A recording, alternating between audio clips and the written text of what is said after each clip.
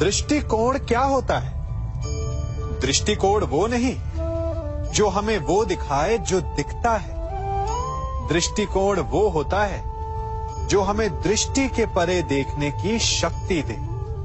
ये दृष्टिकोण ही तो है जो किसी को सागर का अर्थ खारा जल समझता है तो किसी को मोती का घर दिखलाता है, किसी को डूबने योग्य अतः जल दिखलाता है तो किसी को संसार के जन्म लेने की गोद दिखलाता है। महत्वपूर्ण वो नहीं जो आपके समक्ष है, जो आपको दिखता है। महत्वपूर्ण आपका दृष्टिकोण है। देखने में अंतर करेंगे तो आपके जीवन में भी अंतर आ जाएगा।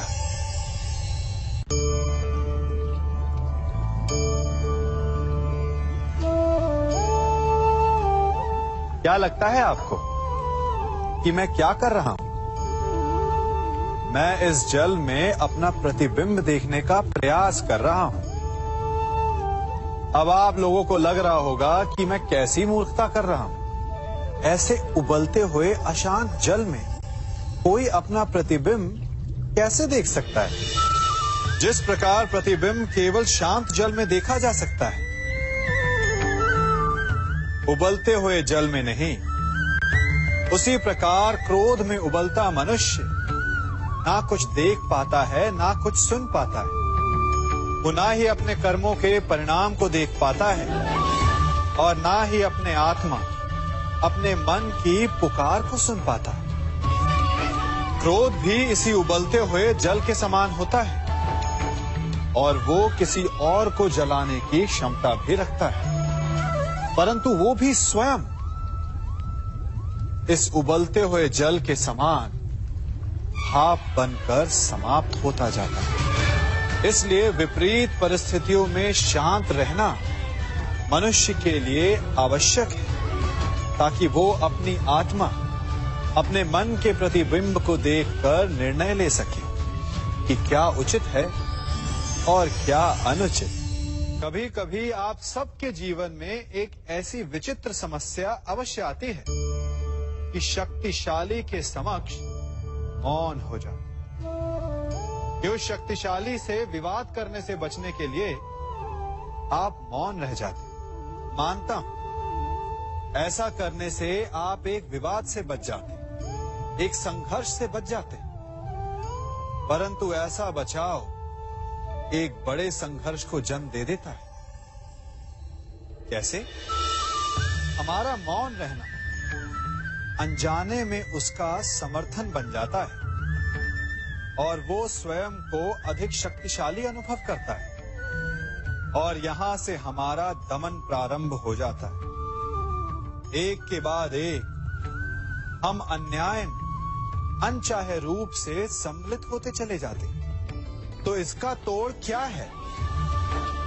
ये समझने के लिए ये जानना आवश्यक है कि ऐसी कौन सी बात है जो आपको विरोध करने से रोकती है।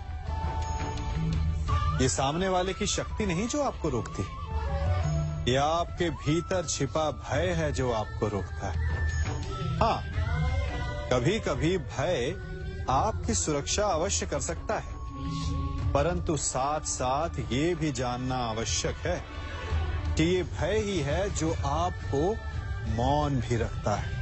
इसलिए अपने मन से भय को निकालिए और खुलकर अनीति का, अन्याय का विरोध कीजिए और फिर देखिएगा आपका मन कितना मुक्त, कितना हल्का अनुभव करेगा।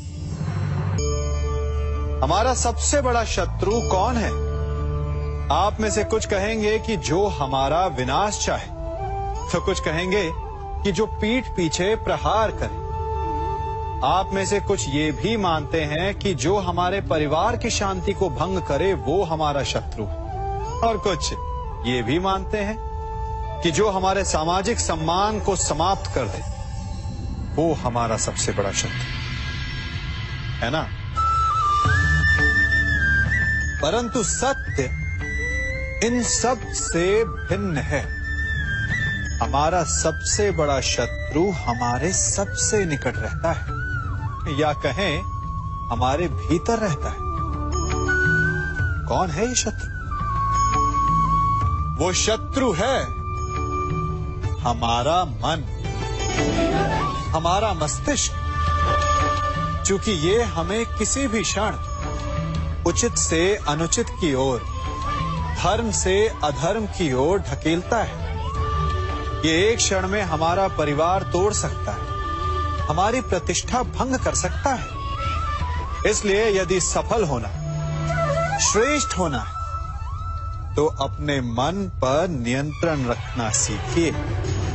यदि मन अनुशासित हो तो उससे अधिक सृजन कोई नहीं कर सकता, और यदि मन अनुशासित ना हो तो उससे अधिक विध्वंस कोई नहीं कर सकता। यदि मन में हार हो तो आपको कोई जिता नहीं सकता, और यदि मन में जीत की लगन हो तो आपको कोई हरा नहीं सकता। ये सत्य है कि एक दिन सबको मरना है, परंतु ये सत्य जानते हुए भी सबको अमर रहना, सदा जीवित रहना। आप भी सदा जीवित रहना चाहते होंगे, अपने संतान और उनकी संतान को आनंद करते देखना चाहते होंगे, अपना व्यापार बढ़ते देखना चाहते होंगे। परंतु बड़े बड़े ज्ञानियों ने तो यही कहा है कि कोई भी अमर नहीं, किसी न किसी रूप में कोई रोग, विनाश या मृत्यु आपको पकड़ ही लेंगे, है ना? परंतु यदि मैं आपसे कहूं कि आप अमर हो सकते हो, आप सदा जीवित रह सकते हो, तो क्या आप मेरा विश्वास करेंगे? नहीं? जानते हैं ये दिया क्या कर रहा है? ये दिया अमर हो रहा है। अपनी लौ से अनेक दिए जलाए। हाँ, कुछ समय पश्चात ये स्वयं बुझ जाएगा, परंतु अपना प्रकाश जीवित रखेगा। और यही सीधा सा रहस्य है अमर होने का, क्योंकि दीपक का अस्तित्व उसके प्रकाश से है। प्रकाश नहीं तो दीपक समा, और यदि प्रकाश जीवित रहेगा तो दीपक का लक्ष्य पूर्ण हो जाएगा। उसी प्रकार मृत्यु तब नहीं होती जब शरीर मरता है। मृत्यु तब होती है जब हमारी सोच, हमारी विचारधारा, हमारा ज्ञान, हमारा सम्मान मर जाता है। इसीलिए अपने ज्ञान, सोच और प्रेम को बांटे, ठीक इस दीपक की भांति, जिससे कई दीपक जले और वो कुछ और दीपक जलाएं, और आप सदा सदा के लिए अमर हो जाएं। आप किसे मित्र मानते हैं? उसे जो आपसे मीठा बोले, और शत्रु किसे मानते हैं? उसे जो आपसे कड़वा बोले? नहीं, शत्रुता और मित्रता दोनों का निर्णय उनकी बातों से नहीं होता। कभी कभी मीठा बोलने वाला आपका शत्रु हो सकता है, और कभी कभी कड़वा बोलने वाला आपका मित्र। ठीक उसी भांति जैसे मीठा सोम रस हानिकारक होता है और कड़वी औषधि लाभदायक, इसीलिए किसी को भी उसके शब्दों से नहीं, उसके कर्मों से पहचानिए, क्योंकि मनुष्य के कर्म ही उसकी पहचान होती कि वो शत्रु है या मित्र। हमारे जीवन में दो संबंधों का बड़ा महत्व है, क्योंकि दोनों सीधे हृदय से जुड़ते हैं। एक मित्रता और दूसरी शत्रुता।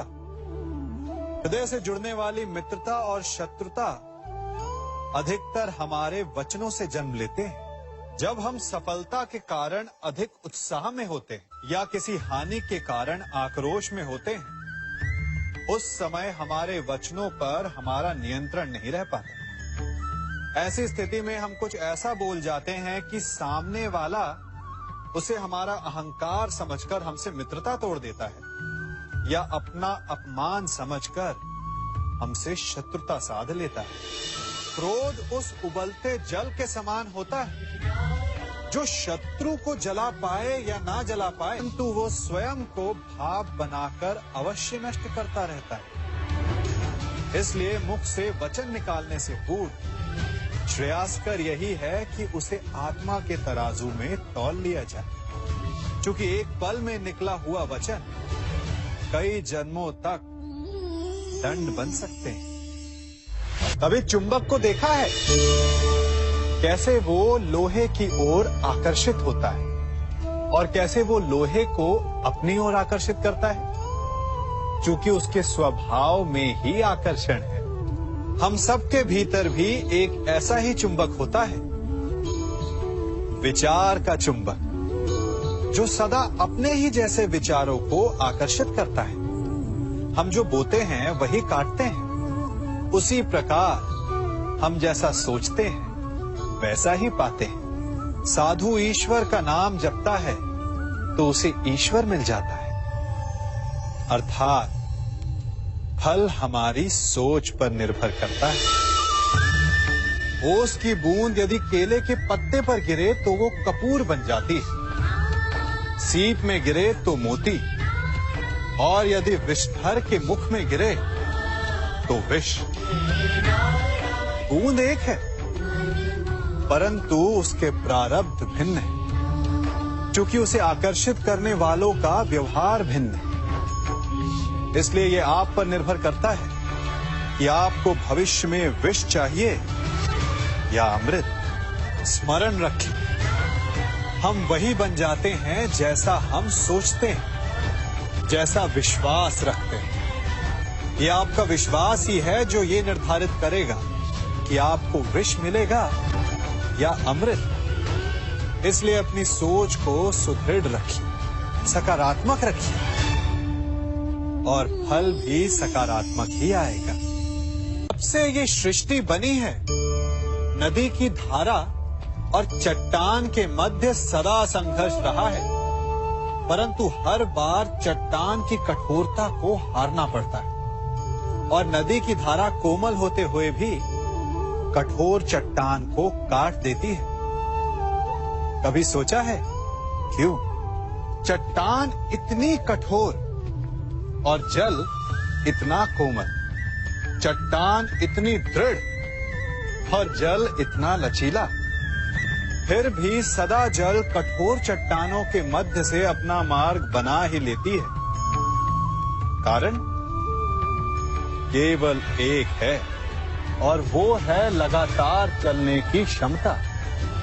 जल बढ़ता रहता है, चट्टान अडिग रहती है। इसी कारण जल चट्टान को काटकर मार्ग बना लेता है। इसलिए लगातार चलते रहिए, रुकिए मत, क्योंकि चट्टान जैसी हर समस्या को आप भी जल की तरह काट सकते हैं। इस फल को देख रहे हैं आप? अभी अभी अपनी डाल से अलग हुआ है। बड़ा दुख होता है ना जब आप अपने उद्गम से अलग होते हैं, परंतु ये दूरी भी आवश्यक है। अब इस फल को ही ले लीजिए। अपने जीवन दाता वृक्ष से अलग होकर ये ना केवल किसी की भूख शांत करेगा, अपितु इसके भीतर के बीज से एक नए वृक्ष का सृजन भी होगा और कई फल जन्मेंगे। सृजन की प्रतिक्रिया में पीड़ा आवश्यक है। यदि पीड़ा नहीं होगी तो सृजन नहीं होगा। पीड़ा अपने उद्गम से दूर होने, पीड़ा अपनों से दूर होने। इस फल की भांति हम मनुष्यों को भी अपने उद्गम से, अपने सगे संबंधियों से अलग होना पड़ता है, और यही अलगाव एक नए सृजन को, एक नई सृष्टि को, एक नए विकास को जन्म देता है। इसलिए ऐसे अलगाव से दुखी मत होइए, उसका स्वागत कीजिए, क्योंकि ये विकास की नींव है। अपराध वो भावना है जिसके कारण संसार में सदा दुख ही व्याप्त रहता है। हम सब अपराधियों से घृणा करते हैं, उन्हें कोसते हैं, परंतु क्या कभी विचार किया है कि कोई भी जन्म से अपराधी नहीं होता? तो ऐसा क्या कारण है कि कोई इतना बुरा बन जाता है कि वो बुराई की सीमाएं ही पार कर जाए? कारण है कामना। यदि कामना पर नियंत्रण ना रखा जाए, यदि कामना को पूर्ण करने के लिए परिश्रम ना किया जाए, तो वो तृष्णा में बदल जाती है, और तृष्णा लालच में, और लालच छल में, और छल करते ही मनुष्य अपराध की ओर अपने पग बढ़ा देता है। इसलिए ये अत्यंत आवश्यक है कि मन की कामनाओं पर नियंत्रण रहे। यदि मन पर नियंत्रण रहेगा तो अपराध पर स्वयं ही नियंत्रण हो जाएगा। हम सबका मन करता है कि हम जीवन में ऐसे शिखर पर पहुंचे जहां हमसे ऊपर कोई ना हो, जहां हमें कुछ करने की आवश्यकता ना पड़े, है ना? कुछ लोग इस शिखर पर पहुंच भी जाते हैं, परंतु उनका मन सदा विचलित रहता है। इतनी मनोरंजक बात है ना कि जिस विश्राम को पाने के लिए हम इतनी मेहनत करते हैं, इतना परिश्रम करते हैं, वो हमें मिलता ही नहीं। कारण स्वयं सोचिए, वन का राजा होने के पश्चात भी सिंह को अखेट के लिए परिश्रम क्यों करना पड़ता है? सोचिए। मैं बताता हूं, क्योंकि राजा होने का अर्थ ये नहीं कि वो सदा सोता रहे और मृग स्वयं उसके समक्ष आकर कहेगा कि आइए महाराज, मुझे खाकर अपनी भूख मिटाइए। तो समझ लीजिए, कार्य आपके परिश्रम से संपन्न होते हैं, केवल कामना से नहीं। यदि आप नीचे हैं तो सदा स्मरण रखें कि आपका परिश्रम ही आपको ऊंचाइयों पर ले जाएगा, और यदि आप ऊंचाई पर हैं तो वहां पर भी रहने के लिए आपको निरंतर परिश्रम करते रहना होगा। अर्थात परिश्रम से मुक्ति नहीं है, क्योंकि परिश्रम ही जीवन है। सबसे अधिक महत्वपूर्ण क्या है? जीवन, या जो जीवन में पाया, यात्रा, या यात्रा पूर्ण करने के बाद पाया गया लक्ष्य, कर्म या उसके फल? बहुत ही महत्वपूर्ण परंतु विकट प्रश्न है ना? परंतु तनिक धीरज से सोचेंगे तो इसका उत्तर अधिक कठिन नहीं है। यदि जीवन यात्रा है तो उसका लक्ष्य क्या होना चाहिए? स्वयं सोचिए। मान, संतान, धन? नहीं ना। अंतिम लक्ष्य है परम आनंद, और ये अचानक से नहीं मिलता। इसे पाने का केवल एक ही उपाय, और वही आपका कर्म, वही आपकी यात्रा भी, और वही आपका प्रारब्ध भी है। और आपको कौन बताता है कि आपके लिए सही क्या है? वो है आपका मन, जो मस्तिष्क की भांति हानि और लाभ नहीं सोचता, जो आपको ये बताता है कि शुभ किसमें, संसार का कल्याण किसमें, आनंद किसमें। यदि आपका मन संयमित है तो वो आपका सबसे महत्वपूर्ण मार्गदर्शक है, जो आपकी यात्रा, आपका लक्ष्य, आपके कर्म और उसके फलों को सबको शुभ बना सकता है।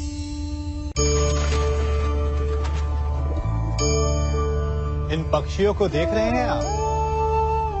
इनका उड़ना वायु में इतना संतुलन मुक्त कर देता है ना? इन्हें उड़ते देख आपके मन में भी इच्छा होती होगी कि इन्हीं की भांति आप भी स्वतंत्रता से उड़ पाएं। ईर्ष्या होती है ना, जब आप इन्हें खुले आकाश में ऐसे विचरण करते देखते हैं। पर कभी सोचा है इस उड़ान को, इस स्वतंत्रता को पाने के लिए कितना परिश्रम, कितना अभ्यास किया होगा इन्होंने? आकाश में उड़ने से पूर्व धरती पर कितना गहन परिश्रम किया होगा इन्होंने। इनके माता पिता ने पहली बार जब इन्हें पंख फड़फड़ाने को उकसाया होगा तो कितनी बार गिरे होंगे। पहली बार वायु में उड़ते समय कितना भय लगा होगा इन्हें। अपनी पहली उड़ान के पश्चात धरती पर उतरते समय गिरकर कितनी चोट खाई होगी। इस उड़ान का, इस स्वतंत्रता का ये मूल है।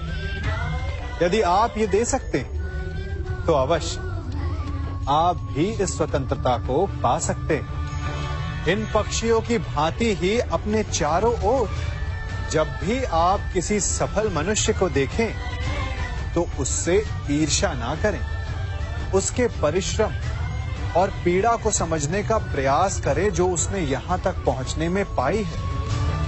प्रेरणा लें, प्रयास करें और स्वयं भी सफल हो जाएं। इस बांसुरी को देख रहे हैं आप? इसकी मधुर धुन सुनकर हर कोई मुग्ध हो जाता है, परंतु इसकी उस पीड़ा को कोई नहीं समझ सकता जो इसने बांस से बांसुरी बनने में पाई है।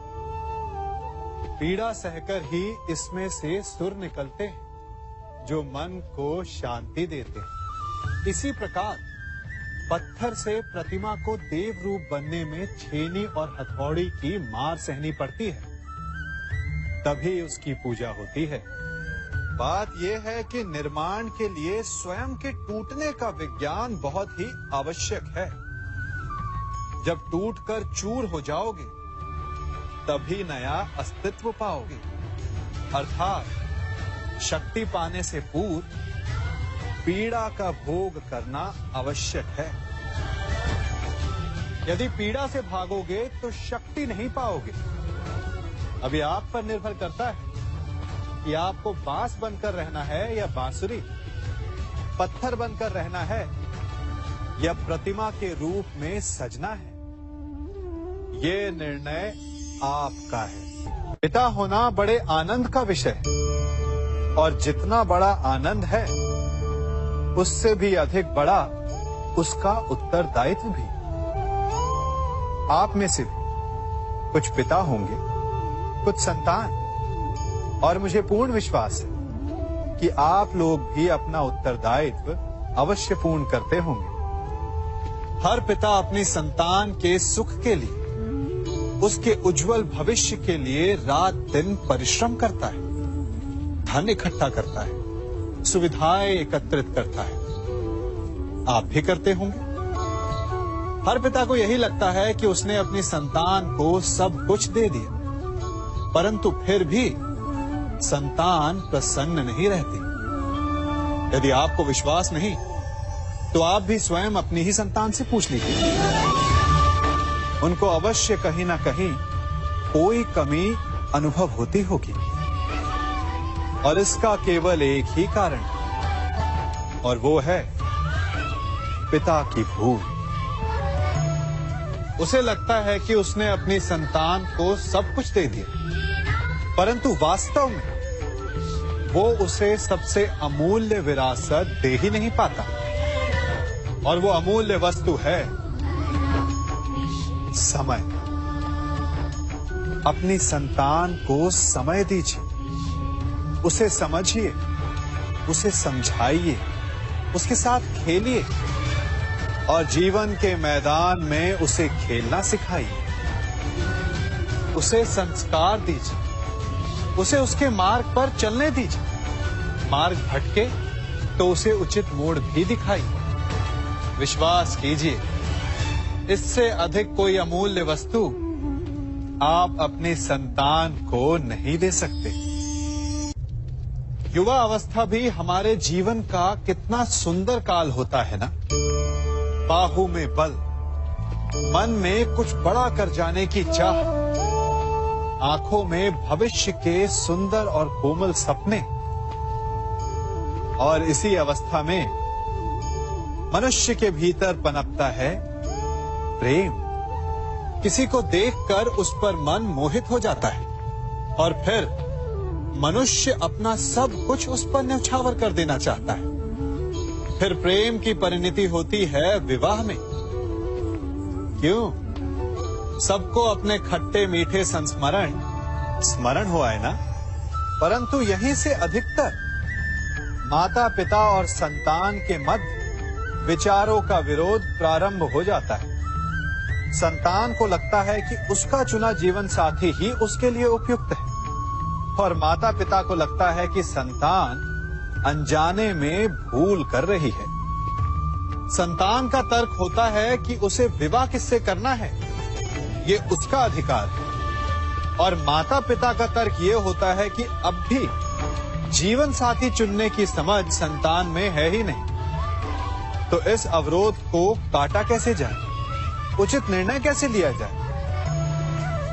इसका एक ही मार्ग है, अपने उत्तरदायित्व का भान और अपनों से बड़ों के मापदंडों का भान। विवाह करने से पूर्व ये जान लेना आवश्यक है कि विवाह केवल अपने प्रेम को पाने का मार्ग नहीं है, अपितु विवाह से जीवन का एक नया द्वार भी खुलता है।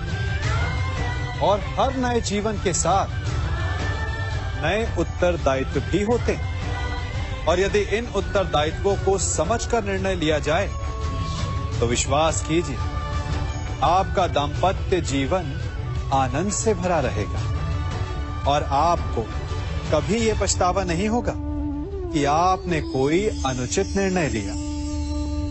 कभी हमें लगता है कि हमारे अपने, हमारे हितैषी, हमारे माता पिता को हमारे मन की बात ही नहीं समझ आ रही, जैसे उन्हें हमारे हर कार्य में, हर निर्णय में खोट दिखाई दे रहा हो।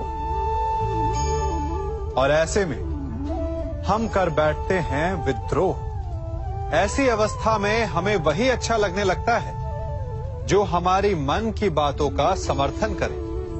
हम उसे ही अपना हितैषी समझ लेते हैं। परंतु जो आपसे मीठी बातें कर रहा हो वो आपका हितैषी है, ये आवश्यक नहीं। कुछ विषैले फूल बड़े सुंदर दिखते हैं, कुछ विषैले फल असाधारण रूप से बड़े स्वादिष्ट होते हैं। और ये भी आवश्यक नहीं कि हमारे रोगों का निदान करने वाली औषधि सदा मीठी हो। इसलिए विष और औषधि में अंतर को परखने का प्रयास करें। हो सकता है जो आपके हित की बात कर रहा हो वो आपको संकट के गर्त में ले जा रहा हो। बात बात पर आवेश में ना आए। हो सकता है कि आपके माता पिता की कड़वी बातों में आपका ही हित छिपा। और माता पिता को भी प्रयास करना चाहिए कि यदि उनकी संतान अनुचित निर्णय ले रही है तो उसके अनुचित होने का भान प्रेम से करवाएं, दबाव और शासन से नहीं। क्योंकि कभी कभी कटु शब्द और कटु वचन अनुचित निर्णय को और पक्का कर देता है। हर शब्द अपने आप में इतना शक्तिशाली होता है कि यदि आप चाहें तो उन्हीं शब्दों से सृजन कर सकते हैं और चाहे तो नाश भी। फिर चाहे सृजन और नाश नए संबंधों का हो या फिर नए युग का। आजकल सर्वत्र सहनशीलता की कमी है। बात बात पर लोग झगड़ जाते हैं, विवाद पर उतारू हो जाते हैं। कारण शब्दों का प्रयोग, शब्दों का और वचनों का उचित प्रयोग करना सीखिए। आपकी आधी समस्याएं तो वहीं समाप्त हो जाएंगी। शब्द हमारी सबसे बड़ी पूंजी, उनका सोच समझकर भली प्रकार उपयोग करना ही श्रेयस्कर है। जो शब्द की महिमा और शक्ति को पहचान गया वो इस सृष्टि के आनंद को भी समझ गया। आप भी समझिए। हम सब जीव हैं, अर्थात जीवन जी रहे हैं और जीवन जीते समय उसके पश्चात की कल्पना भी करते हैं कि मृत्यु के पश्चात हमें स्वर्ग मिलेगा, नर्क, अप्सराओं का नृत्य देखने को मिलेगा या यमदूत हमें दंड दे रहे होंगे। परंतु एक प्रश्न सामने आता है, कभी ऐसा हो सकता है कि मृत्यु किसी और की हो और स्वर्ग हमें मिल जाए? नहीं, हमें स्वर्ग और नर्क हमारी ही मृत्यु के पश्चात मिलेगा। अर्थात यदि फल पाना है तो कर्म स्वयं को ही करना होता है। केवल सोचने से कुछ नहीं होता, स्वप्न देखने से कुछ नहीं होता। उसे पूर्ण करने के लिए स्वयं ही परिश्रम करना होता है। तो उठो, जागो और लक्ष्य की प्राप्ति तक संघर्ष करो, क्योंकि यही एक मार्ग है स्वयं को संतुष्ट करने का, स्वयं को आगे बढ़ाने का। इस अग्नि को देख रहे हैं, क्या क्या कर सकती है ये अग्नि? प्रकाश दे सकती है, भोजन पका सकती है और चाहे तो हमें जलाकर भस्म भी कर सकती है।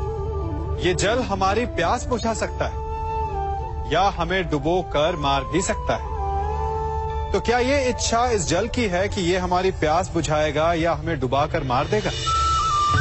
या ये इच्छा इस अग्नि की है जो हमें प्रकाश देगी, जो हमें भोजन देगी या हमें जलाकर भस्म कर देगी? नहीं, जल का गुण है बहना, अग्नि का गुण है जलना। अब ये हमारी इच्छा पर निर्भर करता है कि हम इसका प्रयोग कैसे करते हैं। इसी जल और अग्नि की भांति ही संसार की हर वस्तु, संसार के लोग भी होते हैं और ये हम पर निर्भर करता है कि हम उनमें से किसे मित्र बनाते हैं और किन्हें शत्रु। शक्ति है पर निर्भर हम पर करता है कि उसे हम अपना उत्तरदायित्व बनाते हैं या अहंकार। धन है परंतु निर्भर हम पर करता है कि उसे विकास के मार्ग पर लगाते हैं या व्यसन के मार्ग पर। ईश्वर ने आपको केवल जीवन दिया है, परंतु ये आप पर निर्भर करता है कि आप उसे आदर्श जीवन बनाना चाहते हैं या अभिशापित। अपने परिणामों का उत्तरदायी हमारे चयन होते हैं। इसलिए आवश्यक है कि अपने चयन को, अपनी भावनाओं को उचित रखें।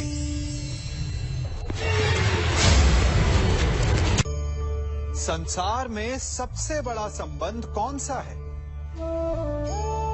अब आप पूछेंगे कि ये कैसा प्रश्न हुआ? इसका उत्तर तो बड़ा सरल है, यही ना? परंतु इस प्रश्न के भी कई उत्तर हैं। कोई कहेगा माता और पुत्र का संबंध, तो कोई कहेगा पिता पुत्री का संबंध, तो कोई पति पत्नी का, और तो कोई भक्त और भगवान का संबंध। परंतु तनिक गहराई से देखेंगे तो पाएंगे कि ये सारे संबंध या तो जन्म से जुड़े होते हैं या समाज में बना दिए जाते हैं या फिर किसी आकांक्षा के चलते बनते हैं। तो सबसे बड़ा संबंध कौन सा होता है? उलझ गए ना? सबसे बड़ा संबंध होता है मित्रता का, क्योंकि मित्र हम स्वयं चुनते हैं, जिसमें ना कोई आकांक्षा होती है, ना ही कोई स्वार्थ छिपा होता है। यदि कुछ होता है तो केवल साथ का आनंद। अपने बीते दिनों को स्मरण कीजिए। जब आप घर से बाहर निकलते होंगे तो सबसे पहले किसका स्मरण होता था? मित्र का। परंतु जैसे जैसे मनुष्य बड़ा होता जाता है, सफल होता जाता है, मित्र छूटते जाते हैं और फिर वो अपनी आय, अपने जीवन के स्तर के अनुसार मित्रता करने लगता है। उसके मन में ये विचार आ जाता है कि मित्रता बराबरी वालों से ही होनी चाहिए। यही सोच अनुचित है, क्योंकि मित्रता बराबर वालों से नहीं होती, मित्रता हमें बराबर करती है। इसलिए नए मित्र अवश्य बनाइए, परंतु अपने पुराने मित्रों को भूलिएगा मत। क्या कर रहा हूं मैं? दर्पण में देख रहा हूं। आप लोग भी प्रतिदिन देखते होंगे, परंतु प्रतिदिन अपना मुख देखने के बाद भी उस पर लिखी एक बड़ी सीख देखना भूल जाते हैं। अब आप कहेंगे कैसी सीख? तो जाइए एक बार फिर से दर्पण के सामने जाइए और मुख खोलकर देखिए, क्या दिखेगा? दंत पंक्ति और जीभा, है ना? अब विचार कीजिए, दंत जन्म के पश्चात आते हैं, एक नहीं 2 बार आते हैं, परंतु मृत्यु से पूर्व नष्ट हो जाते हैं। और जीभा जन्म से पहले से होती है, परंतु मनुष्य के मृत्यु के पश्चात भी उसके अस्तित्व में रहती है ना आश्चर्य की बात? दंत कठोर होते हैं, जीभा कोमल, परंतु फिर भी दंत नष्ट हो जाते हैं, जीभा नहीं होती। यही रहस्य है कि हठी और कठोर लोग शीघ्र नष्ट होते हैं और कोमल लचीले आवश्यकता के अनुसार स्वयं में परिवर्तन ला सकने में सक्षम लोगों का ही अस्तित्व रहता है। अर्थात परिस्थितियों के अनुसार स्वयं को लचीला बनाना सीखिए और आपका जीवन सरल हो जाएगा। एक पिता होने के नाते आप अपनी संतान के लिए क्या करते हैं? उसके लिए बहुत सारी सुविधाएं जुटाते, बहुत सारा धन कमाते हैं, है ना? और क्या आपको ऐसा लगता है कि यही उचित है आपकी संतान के लिए? इस पंछी को देख रहे हैं?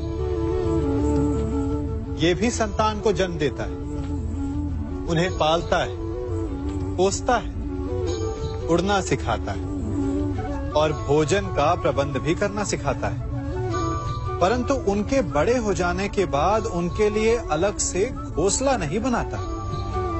क्यों? क्योंकि यदि इसने संतान को सब कुछ करके दे दिया तो संतान क्या करेगी?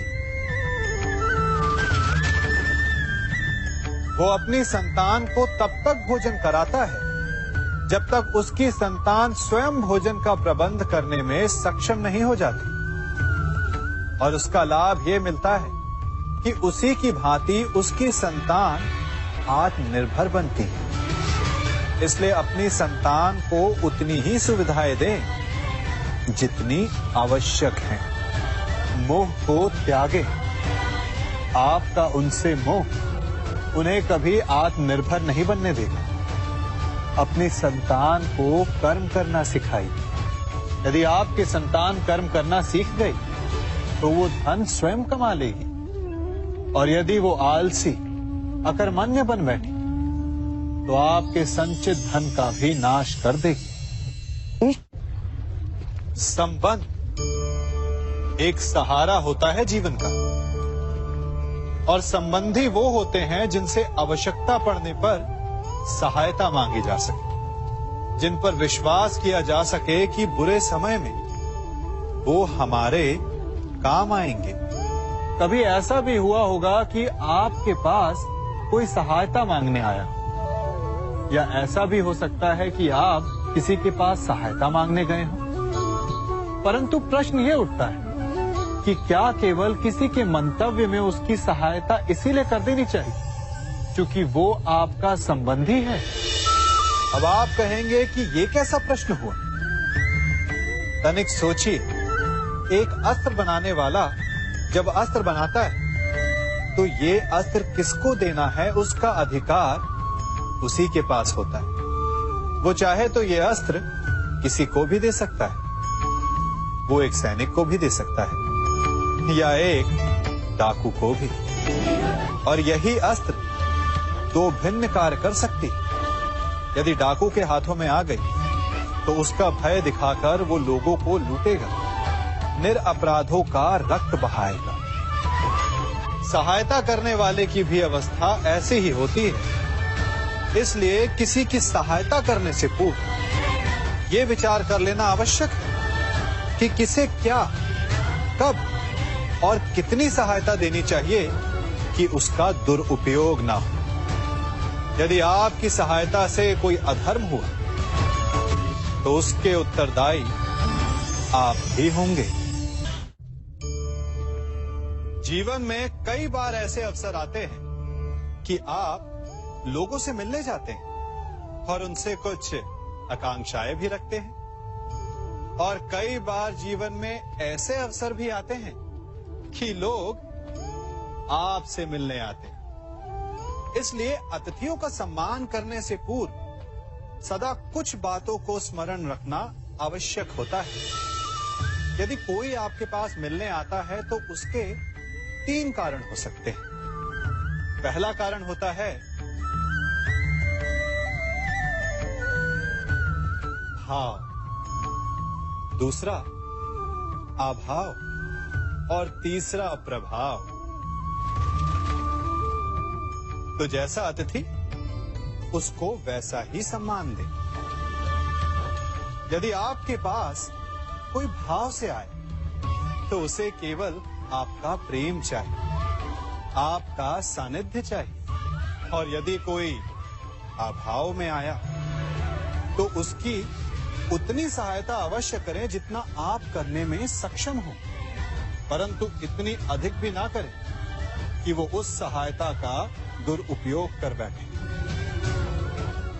और यदि कोई प्रभाव में आया तो स्वयं पर अभिमान ना करें, क्योंकि कभी ना कभी जीवन में आप भी भाव, अभाव और प्रभाव के चक्रव्यूह में फंस सकते हैं।